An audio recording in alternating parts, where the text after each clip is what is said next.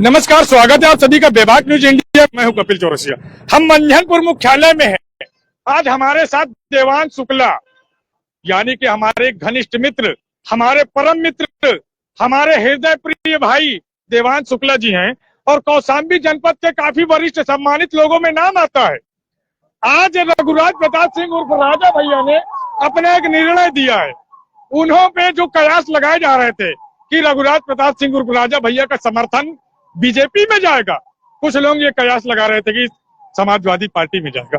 तब कौशाम्बी की राजनीति क्या कहती है? क्या कहती है भारतीय जनता पार्टी की राजनीति? क्या कहती है समाजवादी पार्टी की राजनीति? और क्या कहती है जनता? ये भी आप लोगों को जानना बनता है। महज चंद दिन बाकी है, 5 दिन बाकी है चुनाव में, लेकिन कौशाम्बी की राजनीति में, सियासत में एक हलचल मच गई है। तो आज हम बात करेंगे छोटे भाई देवांश शुक्ला जी। सबसे पहले तो आपका स्वागत है बेबाक न्यूज इंडिया में। बहुत धन्यवाद। क्या लग रहा है आज राजा भैया ने एकदम साफ कह दिया कि हम किसी का समर्थन नहीं करेंगे? मैसेज ये था कि किसी के दबाव में राजनीति नहीं हो पाएगी। मतलब लोग ये कयास लगा रहे थे कि बहुत से लोग के बारे में सुना गया कि अमित शाह ने बुलाया, ये किया, वो किया, तो उन्होंने खुले मन से ये मैसेज दे दिया कि दबाव नहीं है किसी का, ना तो हम दबाव में राजनीति करेंगे। हाँ, और उन्होंने रामायण की एक चौपाई भी कही कि कहूँ स्वभाव न करहूँ प्रशंसी, कालहूँ डर है न रण रघुवंशी। तो रघुवंशी दोबारा क्षमा चाहेंगे, दोबारा ये कहूँ स्वभाव न करहूँ प्रशंसी, कालहूँ डर है न रण रघुवंशी। तो किसी का ना भय है न किसी का डर है। जिसकी जहाँ इच्छा हो उसको वोट करे, उसको मतदान करे। और जहां तक रहा बीजेपी का सवाल या सपा का सवाल, तो अगर किसी के साथ भी उनकी सहानुभूति होती है तो वो खुले मन से होती। सहानुभूति दोनों प्रत्याशियों के साथ नहीं है उनकी, सहानुभूति उनकी दोनों प्रत्याशियों के साथ नहीं है। और माननीय राजा भैया जी एकदम खुले मन से ये कह दिए कि जिसकी जहाँ इच्छा हो वो वहाँ अपना वोट करे। देवांश जी अगर बात किया जाए तो कौशाम्बी लोकसभा में 5 विधानसभाएं हैं और 5 विधानसभाओं में राजा भैया का अहम रोल होता है। पिछली बार अगर उनके प्रत्याशी उतरे थे शैलेंद्र कुमार सरोज जी, जिन्होंने 1,57,000 वोट पाए, लेकिन अब की उनका प्रत्याशी भी नहीं उतरा। क्या कारण हो सकता है? कारण ये है कि पहले तो उनको लॉलीपॉप दिया गया भाजपा की तरफ से कि ये गठबंधन करके ये सीट आपको दी जाएगी, फिर उधर भी नहीं दिया गया। और सपा की तरफ उनका रुझान नहीं था, चेहरे पे कर लो। सपा की तरफ उनका रुझान नहीं था शुरू से ही। तो जब लास्ट में भाजपा से उनको धोखा मिला तो फिर उन्होंने चुनाव न लड़ने का ही फैसला किया, क्योंकि समय निकल गया था नामांकन का। और नामांकन न करवाना ही उन्होंने अपनी पार्टी या अपने जो भी उनकी जैसी भी सोच रही, उनके हित में यही सही रहा। अब वो जिसको चाहेंगे सांसद तो वही। क्या लग रहा है देवांश जी, आप जनता के बीच में रहते हैं, आप काफी लोकप्रिय भी हैं युवा पीढ़ी में, क्या लग रहा है ये चुनाव क्या कह रहा है? पुष्पेंद्र सरोज या विनोद सोनकर? मेरा अपना मत। आपका मत? जनता की जो आप बीच में सुनते हो, राय पूछ रहा हूँ। अभी तक तो देखिए, आज तक दोपहर तक तो चुनाव जो था वो कांटे का था, लेकिन आज शाम को एक तरफा हो गया। किसके पक्ष में गए? अब ये तो ऊपर वाला जाने किसके पक्ष में गया, लेकिन चला गया, एक तरफा हो गया। लेकिन फिर भी कुछ तो सूत्र बता रहे होंगे आपको। अब से इतने तगड़े मीडिया वाले सूत्र नहीं है मेरे पास। क्या लग रहा है अगर पिछले 10 सालों की बात किया जाए तो सांसद विनोद सोनकर जी का कौन सा काम सबसे अच्छा लगा आपको? आपकी बात कर रहा हूँ। इतना सोचने पर क्यों मजबूर हो गए? काम ही नहीं किया क्या उन्होंने? यादें नहीं हमको। काम ही नहीं किया उन्होंने? नहीं किया होगा, लेकिन हमको उनके बारे में, काम के बारे में पता नहीं है। अगर बात किया जाए तो युवा पीढ़ी आए, पुष्पेंद्र सरोज जी, इंद्रजीत सरोज जी के लड़के 25 साल की उम्र है, लंदन से पढ़ के आए। क्या लग रहा है अगर वो जीतते हैं, अगर गलती से या जीतते हैं हकीकत में, दोनों बात कह रहा हूँ मैं, क्या लग रहा है कौशाम्बी का विकास में कुछ परिवर्तन हो पाएगा? बिल्कुल परिवर्तन होगा। अगर युवा सोच है तो युवा सोच और वृद्ध सोच में जमीन आसमान का अंतर होता है। बिल्कुल अगर उनका होगा तो युवाओं के बारे में बिल्कुल जरूर कुछ सोचेंगे। क्या लग रहा है माहौल क्या है? अब अभी तो माहौल बता दिया ना। कल सूबे के उप मुख्यमंत्री केशव प्रसाद मौर्य जी आ रहे हैं, परसों मुखिया आ रहे हैं योगी आदित्यनाथ जी बीजेपी की तरफ से विनोद सोनकर के लिए वोट कर अपील करने। क्या लग रहा है आपको कि कुछ माहौल बदलेगा? बिल्कुल निर्णय आज ही आप मान रहे हैं? निर्णय तो अब देखिए आज है, निर्णय आज हो गया जो होना था, क्योंकि सबकी निगाहें टिकी थी वहीं पे, बेती कोठी पे, और वहाँ का फरमान हो गया जो होना था। देवांश जी अगर बात किया जाए तो सन 2022 के चुनाव में कौशाम्बी जनपद की तीनों सीटें, कहते थे, एक वीडियो भी बनी, लईगा साइकिल वाला तीनों लईगा। कहीं ऐसा ना हो कौशाम्बी लोकसभा में साइकिल वाला ये ले जाए? क्या लग रहा है? हो भी सकता है। असंभव राजनीति में असंभव थोड़ी ना कुछ है, सब कुछ संभव है। पर ये कह रहे हमने विकास किया है, विकास की गंगा बहाई है, तो हम जीत रहे हैं 1 लाख पार से, विनोद सोनकर जी कह रहे हैं। तो जीत रहे हैं तो प्रचार नहीं करना चाहिए फिर। ग्राउंड जीरो की अगर बात किया जाए तो आपको क्या लगता है? अभी तो पुष्पेंद्र सरोज भारी है। भारी भारी है। वहां भी था, आज मैं कोठी में भी था, जी। वहां भी देखा मैंने तो ज्यादातर चर्चाएं पुष्पेन की ही थी। कोठी में कोठी में क्या लग रहा है अगर कल वो राजा गए भैया भी थे, जी राजा भैया के साथ उनका डिनर भी हुआ। पुष्पेन जी का, जी और उनका क्या कहते हैं विनोद सोनकर जी भी तो आज गए थे। हाँ, आज गए थे सुबह वो। तो किसको समर्थन मिला? कुछ समर्थन किसी को नहीं मिला, फ्री हैंड कर दिया। जनता को फ्री हैंड। हाँ, जनता का रुख कहाँ जा सकता है? देखिए अगर जनता को जाति समीकरण की बात करेंगे तो कुंडा बाबागंज में सबसे ज्यादा अगर हैं तो यसियों में पासी बिरादरी और यादव बिरादरी, और कुछ उसमें मुस्लिम भी हैं। तो अगर जातीय समीकरण के हिसाब से अगर हम चुनाव कौशाम्बी का देखेंगे तो कुंडा से तो फिर सपा आगे है। सपा के अगर फ्री हैंड कर दिए तो दबा, अगर इन तीनों विधान कौशाम्बी विधानसभा की तीनों सीटें देखा जाए तो कौन आगे? तो मंझनपुर से देखिए लीड करेगी सपा, चाहे लमसम बराबर रहेगा, और सिराथू आप रहते ही हैं। कहीं ऐसा ना हो कि क्या कहने क्या चाहता है, कहीं कहने का मतलब यह है कि बीजेपी की नैया डगमगा रही है। अभी फिलहाल हमको अभी भी यही फिलहाल। लग रहा है देखने से, मतलब जो ग्राउंड की हकीकत है वो अब एकदम अगर हम लेकिन कहते हैं देवांश जी, कहीं ना कहीं आपने भी बचपन गुजारा राजनीति पे और तमाम राजनीति देखी और हम भी देखते हैं, कहते हैं कि चुनाव आखिरी पल तक होता है, मतदान की शुरुआत होते ही होता है। क्या लग रहा है आपको? कुछ बिल्कुल अब 19 को ही निर्णायक मतदाता निर्णायक रुख अपनाएगा और 20 को खचाखच। ऐसा तो आज के डेट पे पल्ला किसका भारी? आज की डेट में मेरे हिसाब से तो पड़ला पुष्पेन सरोज। भाई साहब, आज की डेट में आपके हिसाब से पल्ला किसका भारी? मैं आज की डेट पे आप न देखिए, अभी चुनाव के लिए 5 दिन है और राजनीति चुनाव ऐसा होता है कि एक दिन यानी रात में बदल जाता है। बिल्कुल बिल्कुल, आज की डेट की पूछ रहा हूँ मैं। आज की डेट अभी बराबरी पे ही चल रही है। राजा ने क्या किया, यह भी कोई पर्चा उन्होंने खोला नहीं मैं किसके समर्थन हूँ। देखिए उनका भी मैं उनका बहुत प्रबल समर्थक रहा हूँ, अभी तक ही रहा हूँ। अभी उन्होंने स्वतंत्र किया है तो मैं जाहिर बात बीजेपी की तरफ ही जाऊंगा, उनका कोई मैसेज नहीं है। राजा आज प्रेजेंट टाइम में यूपी के बीजेपी और कांग्रेस, बीएसपी और कांग्रेस से बड़ा दल है सदन में सदस्यों की संख्या में, तो उनका एक प्रकार का ये रोल होगा ही कि वो किसी को सपोर्ट ना करें। ये उनका रोल बहुत अच्छा था कि वो सपोर्ट नहीं कर रहे हैं। लेकिन अगर चुनाव की बात है, आप विकास की बात ले लीजिए, हम ये केंद्र का चुनाव हो रहा है ना कि राज्य का हो rहा है। राज्य में अखिलेश जी बिल्कुल अच्छे मुख्यमंत्री रहे हैं, वो राज्य में आए पुनः, इसमें कोई वो दिक्कत नहीं है। लेकिन केंद्र में मोदी जी ही आएंगे क्योंकि केंद्र से ही यहाँ का विकास होना है। सांसद जो विकास लाएगा वो केंद्र से लेके आएगा, ना कि राज्य का कोई एक कैंडिडेट जीत के लाएगा। हम अगर केंद्र में बीजेपी की सरकार बन रही है, मेरी बात सुनिए, 3 विधायक हमने दिए हुए हैं। आप हमको 3 विधायकों में एक का नाम बता दीजिए जो पब्लिक के पास पड़ा हो, जो पब्लिक के पास हो। 3 विधायक समाजवादी पार्टी को दिए गए हैं इस जिले से, किसी तीनों में कोई एक पब्लिक में नहीं है। तीनों में माननीय मंत्री जी का कहना रहता है कि भैया मेरी सरकार नहीं है। तो ये मैं कह रहा हूँ, जब सरकार हमारी नहीं है, जब आप केंद्र में नहीं जा रहे हैं तो आप सीट की क्यों आशा यहाँ कर रहे हैं? हम क्यों ना ऐसे सांसद बनाएं, ऐसे सीट जिताएं जो हमको केंद्र से कुछ ला के यहाँ विकास दे। चलिए, हमारे बीच में आ गए हैं कौशाम्बी जनपद की अगर बात किया जाए क्षत्रिय समाज के, अगर बात किया जाए क्षत्रिय समाज के युवा जिला अध्यक्ष, यानी कि कहते हैं ना रघुकुल की रीत सदा चली आई और प्राण जाई पर वचन न जाई, तो लंबरदार आ गए हैं, ठाकुर निखिल प्रताप सिंह आ गए हैं, क्षत्रिय महासंघ के जिला अध्यक्ष है। बात इनसे भी हो जाए। भैया, आज राजा भैया ने अपना निर्णय दे दिया, क्या कहना चाहेंगे?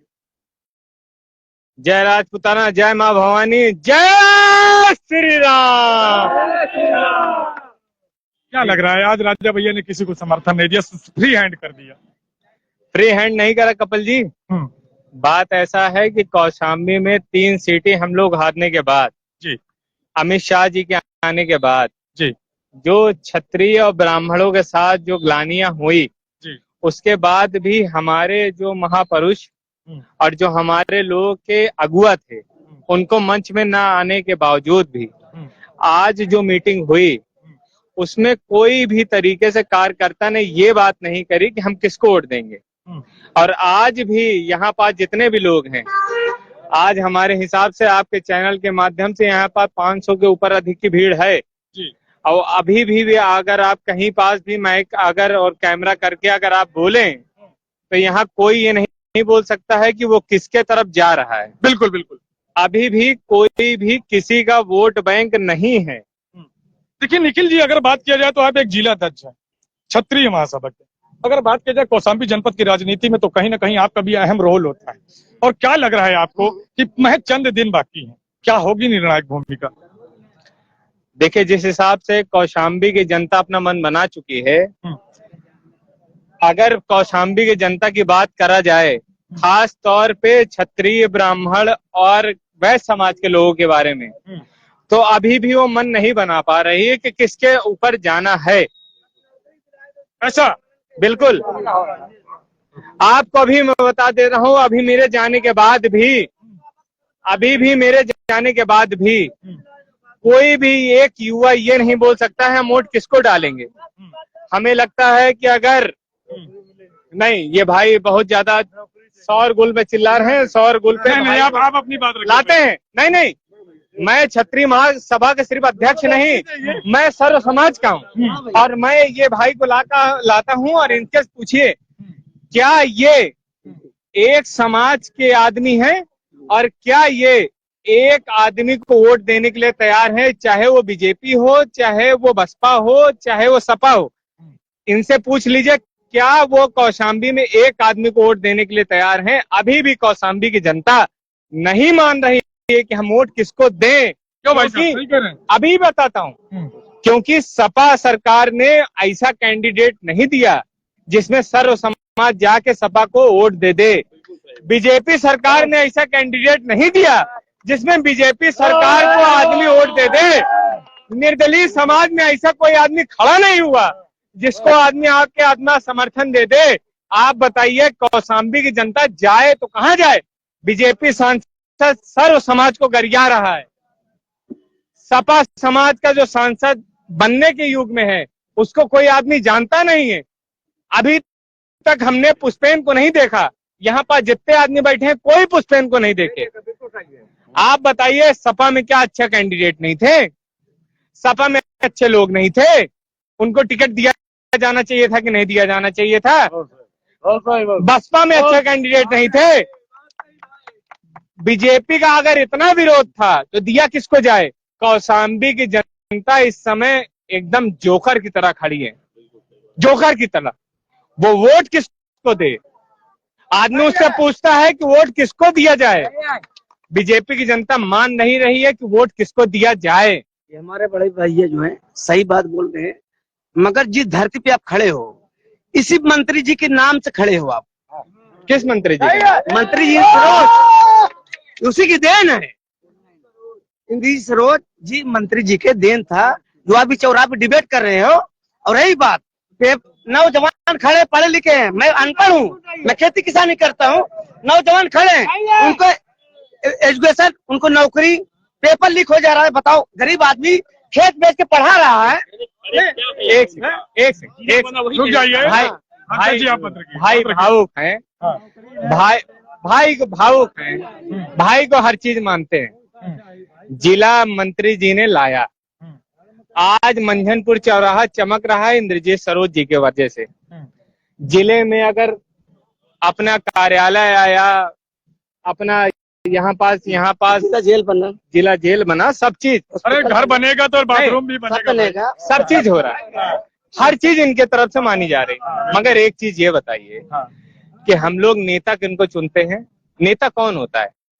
आईएएस वो होता है कि जो 22 साल की उम्र से पढ़ना शुरू कर दे, 24 साल की उम्र में वो हो सकता है आईएएस बन जाए।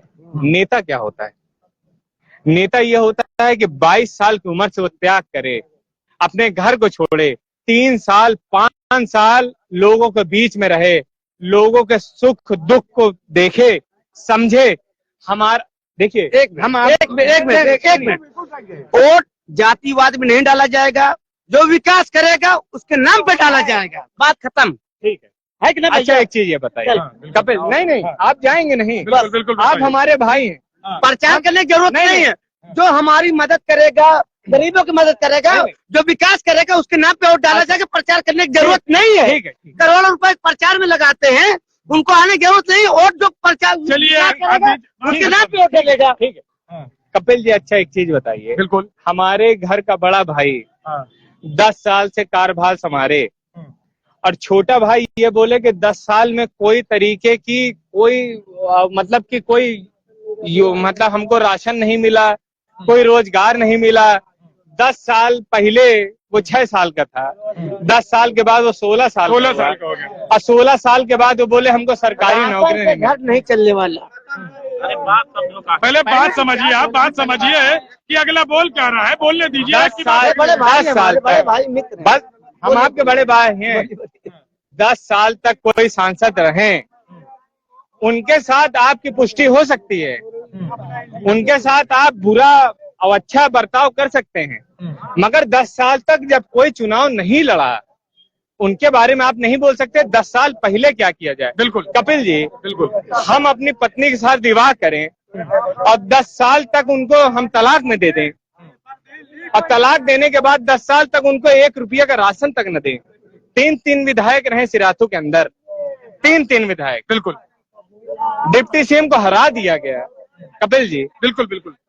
और डिप्टी सीएम को हराने के बाद जो 2 विधायिका थी, एक विधायिका बीजेपी में चली गई और एक विधायिका जो है उन्होंने ओवैसी का दामन थाम दिया। बिल्कुल पीडिया, हाँ, प्रत्याशी उतारा। ये होता है, ये होता है।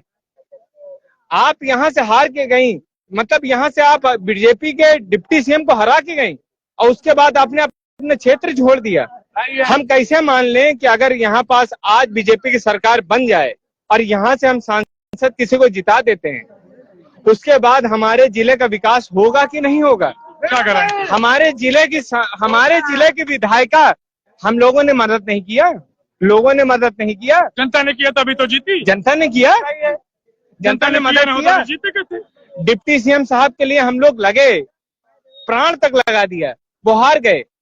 अगर आज डिप्टी सीएम अगर जीते होते तो क्या सिराथू में एक का पुल और नहीं आते? बिल्कुल आते। सिराथू में कॉलेज नहीं आते? बिल्कुल आते। सिराथू में यूनिवर्सिटी नहीं आती?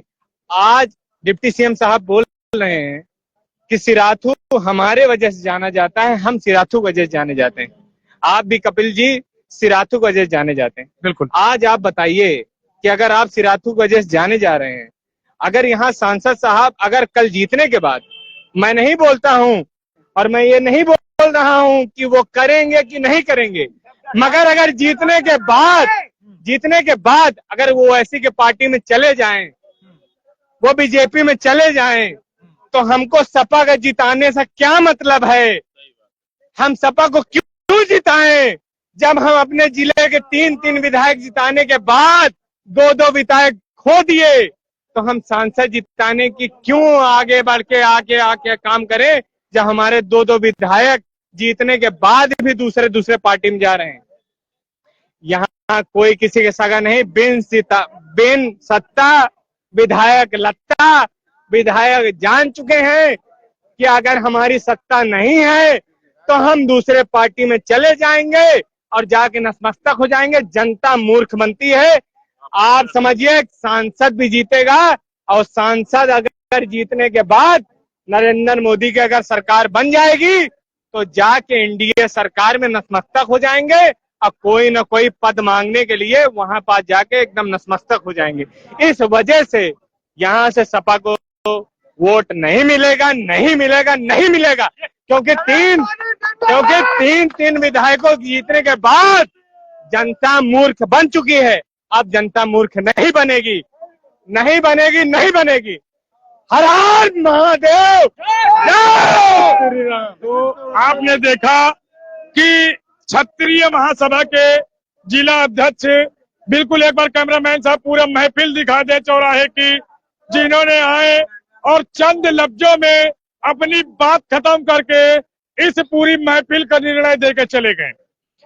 तो आप भी अपनी राय जरूर दें कमेंट के माध्यम से। वीडियो पसंद आई हो तो चैनल को सब्सक्राइब करें। जय हिंद, जय भारत, भारत माता की जय।